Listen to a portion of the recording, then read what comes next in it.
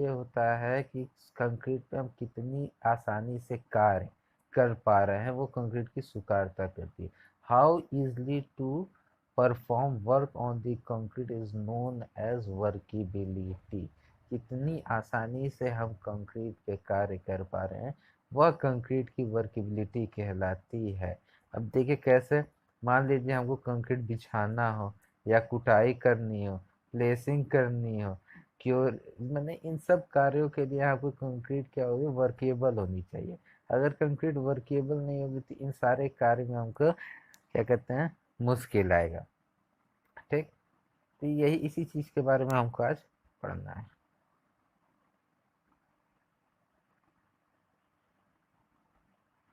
आइए देखते हैं।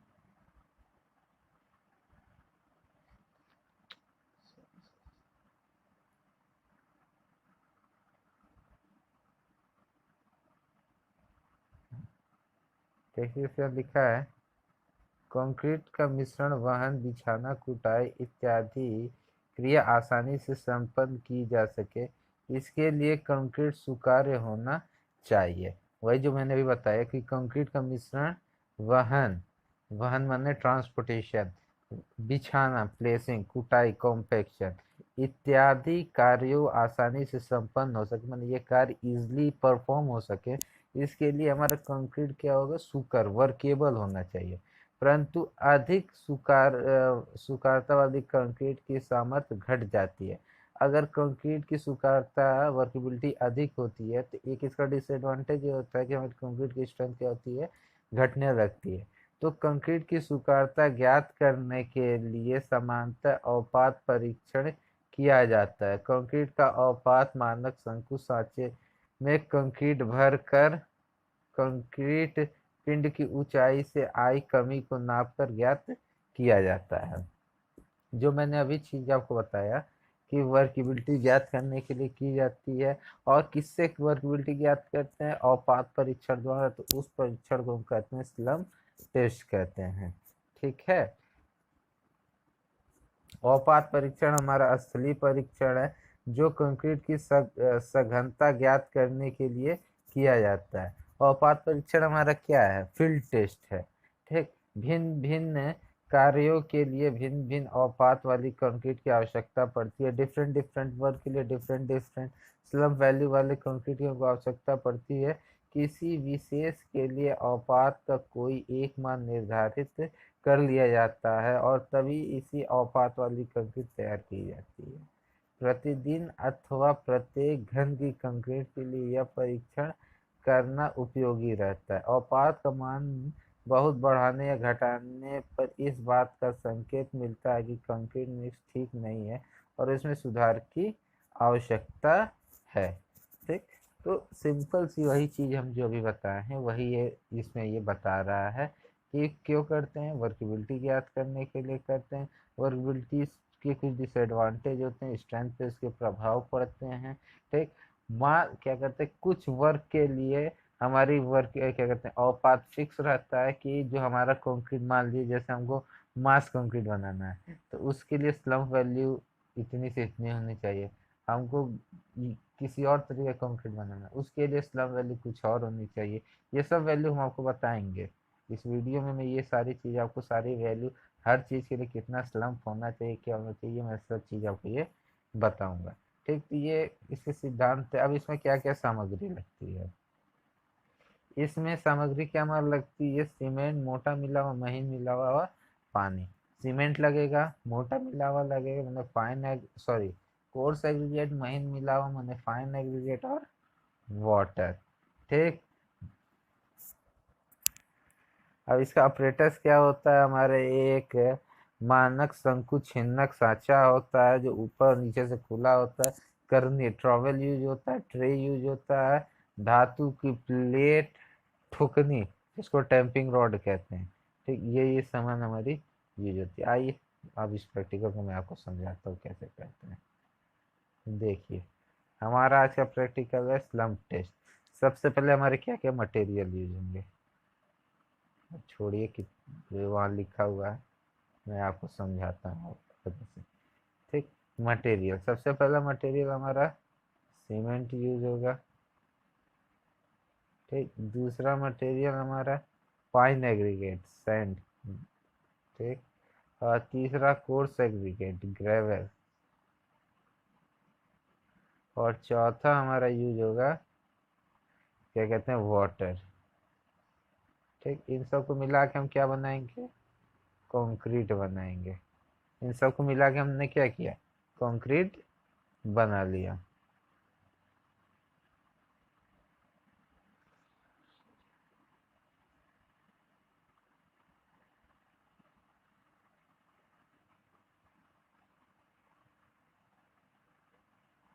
तब हमको इन सब मटेरियल को मिला क्या करना है, कंक्रीट बनाना है। कंक्रीट किस रेशियो का, जिस भी रेशियो का हम कंक्रीट बना रहे हैं उसकी हम स्लम वैल्यू निकाल सकते हैं, चाहे वो M20, M25, M15, जिस भी रेशियो का। तो मान लीजिए हम कोई एक रेशियो मान लेते हैं कि हम M15 बना लिए।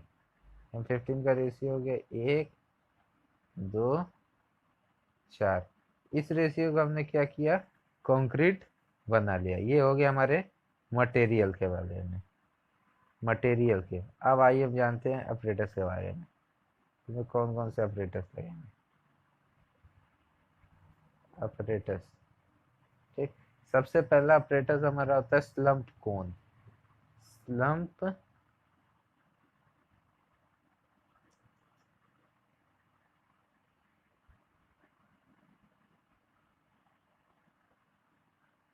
स्लम्प कोन होता है हमारा सबसे पहला।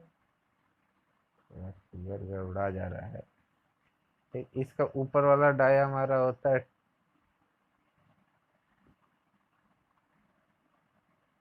10 सेंटीमीटर। बॉटम डाया होता है 20 सेंटीमीटर। ठीक, इसकी हाइट होती है 30 सेंटीमीटर। इसकी हाइट कितनी है, 30 सेंटीमीटर। और यहाँ पे हैंडल लगा रहता है। ये हैंडल होता है ऊपर से 10 सेंटीमीटर। ठीक, ये हमारा क्या है, स्लम्प है। ये मेरा क्या है, स्लम्प कोन है। स्लम्प कोन। ठीक, ये किस शेप का होता है, फर्स्टर्न शेप का होता है। शंकु छिन्नक हिंदी में इसको कहते हैं। फर्स्टर्न शेप का होता है। ये ऊपर और नीचे से क्या होता है, खुला होता है, हॉलो होता है। मतलब आर पार उसमें से वो हो सकता है, पास हो सकता है कुछ भी। ठीक, ये हमारे इसमें पहला ऑपरेटर हो गया जिसको हम लोग स्लम्प कोन कहते हैं। अब आइए दूसरा ऑपरेटर के बारे में जानते हैं। दूसरा ऑपरेटर हमारा थूकनी, जिसको हम लोग टेम्पिंग रॉड कहते हैं। Tamping rod. चलिए ये भी बताते हैं किस तरीके का होता है। इस तरीके कुछ होता है। इसकी हाइट होती है 60 सेंटीमीटर। 60 सेंटीमीटर। और 16 mm इसका क्या होता है, डाया होता है। 16 mm इसका क्या होता है, डाया होता है। ये हमारी क्या है, टेम्पिंग रॉड। ये एज जो होता है शार्प होता है, इसका शार्प होता है। ठीक है, तो ये हमारा दूसरा ऑपरेटर जिसमें हो गया। तीसरा ऑपरेटर जिसमें लगता है हमारा करनी, जिसको हम लोग ट्रॉवल कहते हैं। ठीक, चौथा लगता है हमारा ट्रे। ठीक, ये हमारे क्या हो गए, ऑपरेटर्स हो गए। अब आइए चलते हैं हम प्रोसीजर पे। चलिए अब आते हैं हम क्या कहते हैं, प्रोसीजर पे। देखिए प्रोसीजर क्या है कि सबसे पहले हमने क्या किया, हम जो अपना M15 1, 2, 4 का हमने क्या किया, सबसे पहला स्टेप हमने क्या किया, कंक्रीट बनाया। हमने क्या की, कंक्रीट बनाई। कंक्रीट बनाने के बाद ये हमारा स्लम्प कोन है। ये हमारा स्लम्प कोन है। इस स्लम्प कोन में हमने क्या किया, तेल लगाया। तेल लगाने का मतलब कि इसके सरफेस पे ऑयलिंग की। ऑयलिंग करने के बाद से इस कंक्रीट में इसको हम क्या करेंगे, फिल करेंगे। फिल चलिए देखते हैं कैसे करेंगे। फिल कैसे करेंगे, आइए। सबसे पहले क्या करते हैं, 1/3 लेयर भरते हैं, 1/3 हिस्सा। और उस 1/3 हिस्सा का हम क्या करते हैं, 25 बार कॉम्पेक्शन करते हैं। 25 बार हमने क्या किया, कॉम्पेक्शन किया। कॉम्पेक्शन का मतलब कुटाई। और कुटाई किससे करेंगे, टैंपिंग रॉड से। हमने क्या किया, 1/3 हिस्सा क्या किया, 1/3 हिस्सा कंक्रीट भरा। उस कंक्रीट की 25 बार टैंपिंग की, कुटाई की। कुटाई क्यों करते हैं, ताकि जो उसमें वॉइड्स रंध्र स्थान है वो हमारे कम हो जाए, खत्म हो जाए। फिर हमने अगला 1/3 हिस्सा भरा, अगला 1/3 हिस्सा भरा, और फिर उसकी हमने क्या की, 25 बार कुटाई की। ठीक, 25 बार इसकी भी हमने क्या की, कुटाई की। और फिर नेक्स्ट 1/3 हिस्सा हमने भरा, ये 1/3 हिस्सा हमने भरा। और फिर इसकी हमने क्या की, 25 बार कुटाई की। और उसके बाद हम सरफेस को क्या कर देते हैं, बराबर कर देते हैं।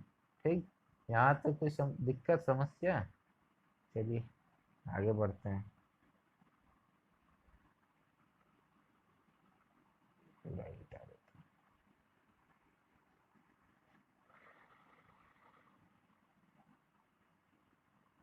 कंक्रीट भरने के बाद से अब हम क्या करेंगे, ये अपना जो कोन है, ये जो हमारा कोन है, इस कोन को क्या करेंगे, हैंडल से क्या करेंगे, उठा देंगे।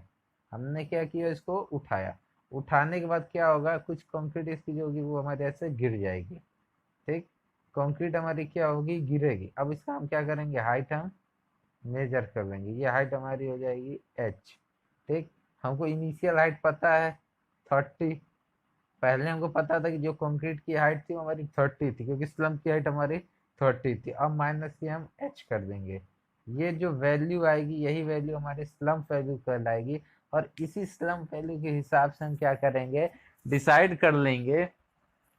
इसी स्लम्प वैल्यू के हिसाब से हम क्या करेंगे, डिसाइड कर लेंगे कि हमारी कंक्रीट की वर्केबिलिटी कैसी है, अच्छी है कि नहीं है, उसमें कोई बुराई है या कोई दोष है, क्या है। इसी के जरिए हम क्या करेंगे, हम उसको मेजर कर लेंगे।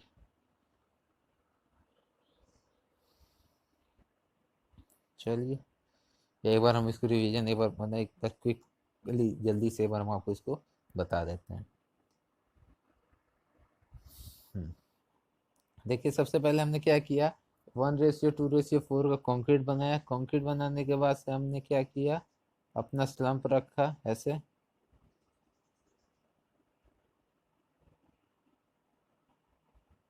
ठीक, इस स्लम्प में हमने सबसे पहले क्या किया, 1/3 कंक्रीट भरा। कंक्रीट भरने के बाद से उसका हम कॉम्पैक्शन करेंगे कितनी बार, 25 बार।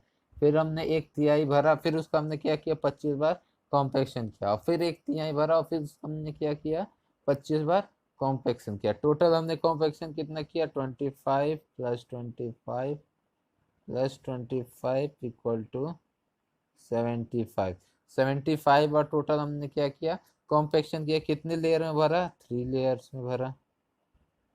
ठीक, कॉम्पैक्शन करने के बाद से जो हमारा हैंडल है, इस हैंडल से पकड़ के हम कंक्रीट को उठा देते हैं। अभी इसकी हाइट कितनी है कंक्रीट की, हमारी 30 सेंटीमीटर। जब उठाएंगे हम कंक्रीट को, जब इस कोन को हम उठा देंगे, तो हमारा देखेंगे कुछ कंक्रीट हमारी ऐसे क्या होगी, फैल जाएगी। ठीक, फैल जाएगी। अब इसका हम हाइट क्या करेंगे, ये हम हाइट क्या करेंगे, मेजर कर लेंगे। ये हाइट हमारी हो जाएगी h।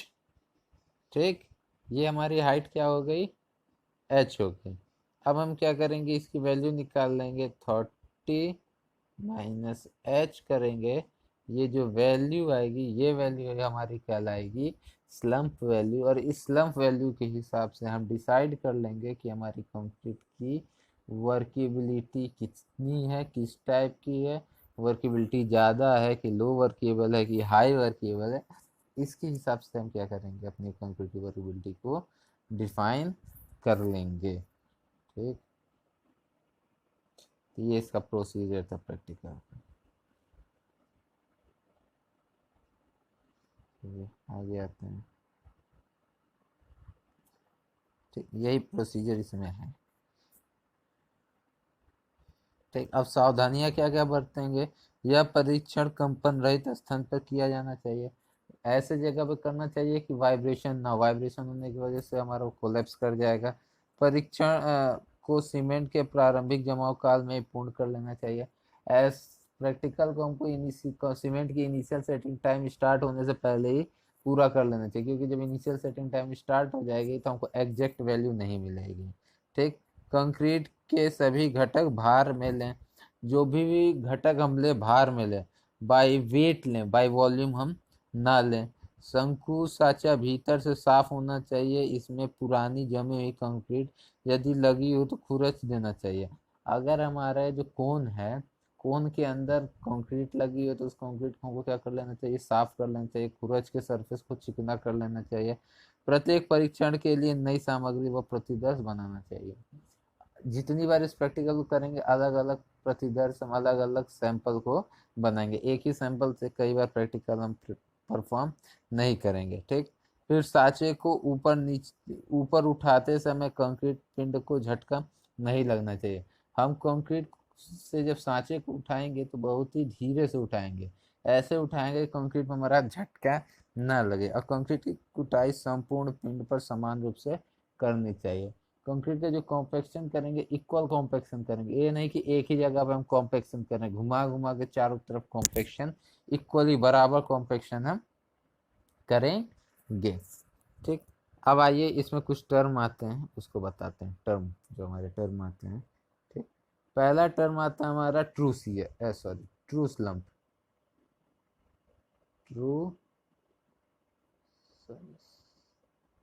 स्लम्प, ट्रू स्लम्प क्या होता है?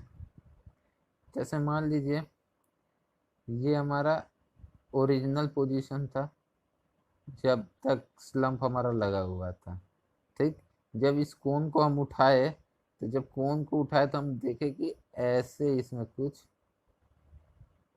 ये ऐसे हुआ है, माने जो उसका हाइट लॉस हुआ है ये इस तरीके का है, इसको हम कहेंगे ट्रू स्लम्प। ठीक। चलिए नेक्स्ट आते हैं। नेक्स्ट हमारा shear slump. Shear slump, shear slump में क्या होगा, मान लीजिए इस तरीके से हमारा पोजीशन था कोन को उठाने से पहले। जब कोन को हमने उठाया तो हमने देखा कि कुछ इस तरीके से कंक्रीट हमारी हो गई,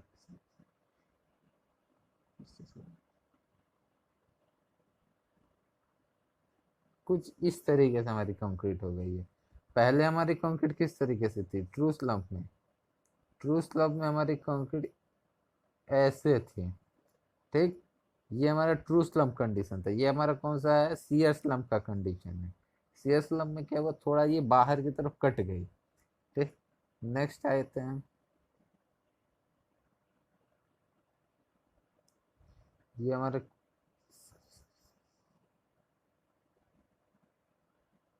ये हमारा स्लम्प ओरिजिनल पोजीशन है। ठीक, ओरिजिनल पोजीशन है। अब नेक्स्ट जो कंडीशन आता है वो कोलैप्स का आता है, कोलैप्स स्लम्प का, कोलैप्स स्लम्प का। इसमें किस तरीके से हमारी ये कंक्रीट पूरी तरीके से कोलैप्स कर जाती है, ये ऐसे पूरी ऐसे बिखर जाती है, ऐसे कोलैप्स कर गई। ठीक। ये कंडीशन किसकी हो गई, कोलैप्स की, कोलैप्स की। ठीक, अब इसी को हम एक ही फिगर में दिखाने की कोशिश करते हैं और समझाने की कोशिश करते हैं। ठीक। ये हमारे स्लम्प की ओरिजिनल पोजीशन थी। ओरिजिनल पोजीशन बनने की स्लम्प को उठाने से पहले। ठीक। जब स्लम्प को उठाएं तो नेचुरल कैसे बन रहा है, ये हमारा नेचुरल है। ठीक है। ये हमारा शियर है। कोलैप्स हमारा किस तरीके से है, ये हमारा कोलैप्स है। ये हमारा स्लम्प उठाने से पहले, ये ट्रू, ये शियर, और ये हमारा क्या है, कोलैप्स है। चलिए, हाँ, अब आपको एक चीज़ और बता देते हैं कि अभी हम बोले थे कि कंक्रीट की वर्केबिलिटी जैसे जैसे इंक्रीज करेगी वैसे वैसे कंक्रीट का स्ट्रेंथ क्या करेगा, डिक्रीज करेगा। मतलब कि वर्केबिलिटी ऑफ कंक्रीट जो होती है, बिलिटी जो होती है इनवर्सली प्रोपोर्शनल होता है स्ट्रेंथ का। जो वर्केबिलिटी होती है इन्वर्सली प्रोपोर्शनल होता है स्ट्रेंथ का। अब इसको हम समझाते हैं कि ये होता क्यों है। देखिए, वर्केबिलिटी डिपेंड करती है आपकी सबसे ज़्यादा वाटर सीमेंट रेशियो पे। जैसे जैसे कंक्रीट में वाटर बढ़ाएंगे वैसे वैसे कंक्रीट की वर्केबिलिटी इंक्रीज करेगी। जैसे जैसे हम वाटर इंक्रीज करेंगे वैसे वैसे वर्केबिलिटी हमारी क्या करेगी, इंक्रीज करेगी। और एक समय ऐसा आएगा कि कंक्रीट में ब्लीडिंग की प्रॉपर्टी आ जाएगी, ब्लीडिंग होने लगेगा। ब्लीडिंग में क्या होता है कि कंक्रीट में जो सीमेंट होता है वो पानी के साथ बह जाता है। बह जाने से क्या होता है, हमारी कंक्रीट में सीमेंट की कमी हो जाती है, और जब सीमेंट की कमी होगी तो हमारे सीमेंट कंक्रीट का स्ट्रेंथ क्या हो जाएगा, डिक्रीज हो जाएगा। इसीलिए ये कहा गया है कि जैसे जैसे वर्केबिलिटी इंक्रीज करती है स्ट्रेंथ मेरी क्या करती है, डिक्रीज करने लगती है। क्योंकि जैसे जैसे हम कंक्रीट में पानी मिलाते हैं वैसे वैसे ब्लीडिंग स्टार्ट होने लगता है। और ब्लीडिंग जब स्टार्ट होता है तो ब्लीडिंग के साथ साथ कंक्रीट की में जो सीमेंट होता है वो हमारा वाटर के साथ फ्लो करने लगता है, जिसकी वजह से वाटर में सॉरी कंक्रीट में हमारे सीमेंट की कमी हो जाती है। जब सीमेंट की कमी होगी तो कंक्रीट की स्ट्रेंथ क्या होगी, डिक्रीज कर जाएगी। इसीलिए कहा गया है कि workability is inversely proportional to strength, कि जब वर्केबिलिटी बढ़ेगी तो स्ट्रेंथ हमारी क्या होगी, डिक्रीज करेगी।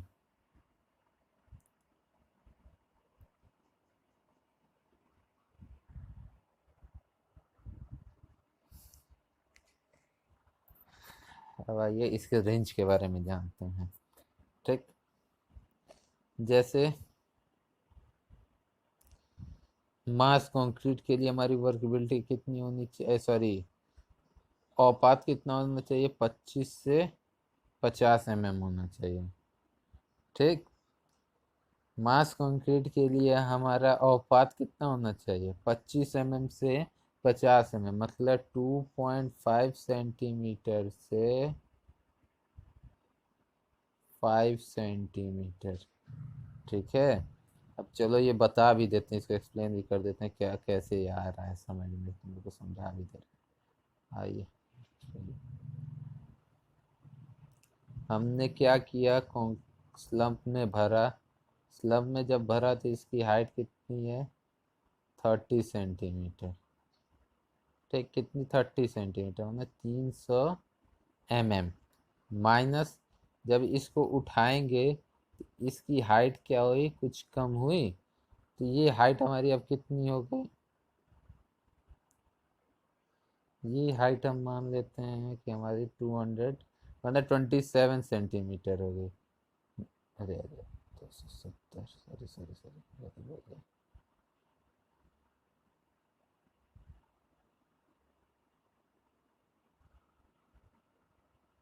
आपकी ये जो हाइट हो गई 297 हो गई। ठीक, ठीक, तब इसमें से हम क्या माइनस कीजिए, 297 mm, ये हमारी कितनी आएगी, घटाने पे ये कितना आया, 3 सेंटीमीटर। समझ में आया कैसे, पहले हाइट 30 सेंटीमीटर थी, जब उठाए तो हमारा हाइट जब मेजर किए तो 29.7 आया।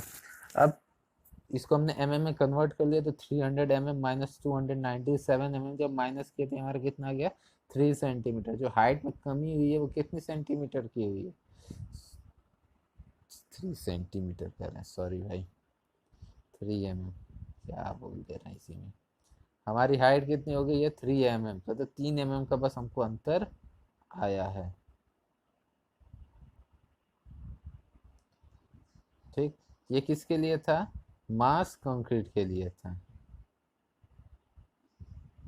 इसी तरीके से हमारा ब्रिज डेक के लिए कितना होना चाहिए, ब्रिज डेक के लिए कितना होना चाहिए, ब्रिज डेक के लिए 25 से 75 होना चाहिए। ठीक, फिर धरन स्लैब, सतत स्लैब व नींव नहरों की लाइनिंग के लिए 25 से 75 mm होना चाहिए। ठीक, 25 से कितना होना चाहिए, 75 उसके बाद अति प्रबलित कंक्रीट धरण के लिए 50 से 100 होना चाहिए। पानी के भीतर कंक्रीट में 100 से 150 हमारा ये वर्केबिलिटी हमारी होनी चाहिए। जो हाइट का लॉस है वो कितना होना चाहिए, 150 से 250 होना चाहिए। अब चलिए एक बार हम आपको धर्म की एग्जांपल लेके चलते हैं। धर्म का कितना होना चाहिए, 25 से 75। मान लीजिए हमने ये कंक्रीट को इसमें क्या किया, डाला।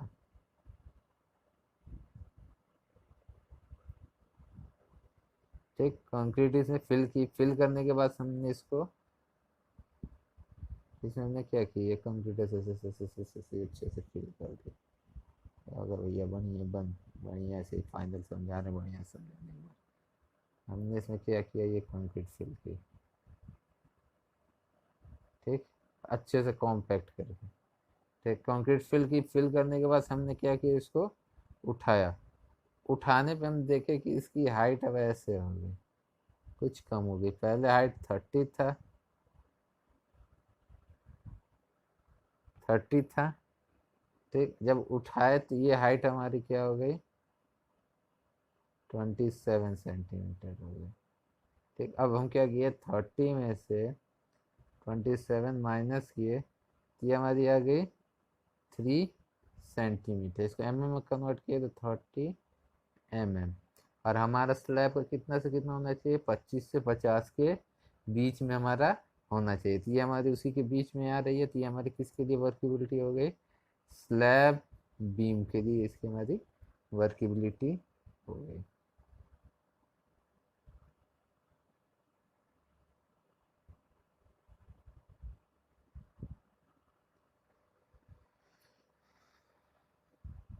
उसी तरीके से हमारी अति प्रबलित कंक्रीट के लिए 50 से 100 होना चाहिए। ठीक, और पानी के भीतर कंक्रीट के लिए 100 से 150 हमारा ये वैल्यू होना चाहिए। ये रेंज हमको किसने सुझाया है, इंडियन स्टैंडर्ड ने। और किस कोड में, 456/2000, IS 456/2000 में स्लम्प वैल्यू की ये रीडिंग हमको क्या की गई है, इंडियन स्टैंडर्ड ने बताया है कि इतनी इतनी वैल्यू हमारी स्लम्प के लिए होनी चाहिए। जो हमारे स्लम्प की वैल्यू आएगी उसी के हिसाब से हम बता देंगे कि ये किसके लिए ये वैल्यू हमारी है। ठीक, वर्केबिलिटी यही था। एक बार ऑपरेटर्स की साइज बहुत ज़रूरी है जानना। ऑपरेटर्स की साइज बहुत ही इम्पोर्टेंट है। पेपर में जब स्लम्प वैल्यू आपको पूछेगा, तो उसमें साइज सबसे इम्पोर्टेंट चीज़ है। साइज, स्लम्प की साइज को बताना। इसीलिए मैं एक बार ऑपरेटर्स को फिर से क्या कर रहा हूँ, रिवाइज कर देना, क्योंकि इट्स मोस्ट इम्पोर्टेंट है साइज ना। ये पेपर में, ये आगे कंपटीशन में भी आप लोग के पूछता है। ठीक है, तो स्लम्प के साइज देख लेते हैं। स्लम्प कोन, स्लम्प कोन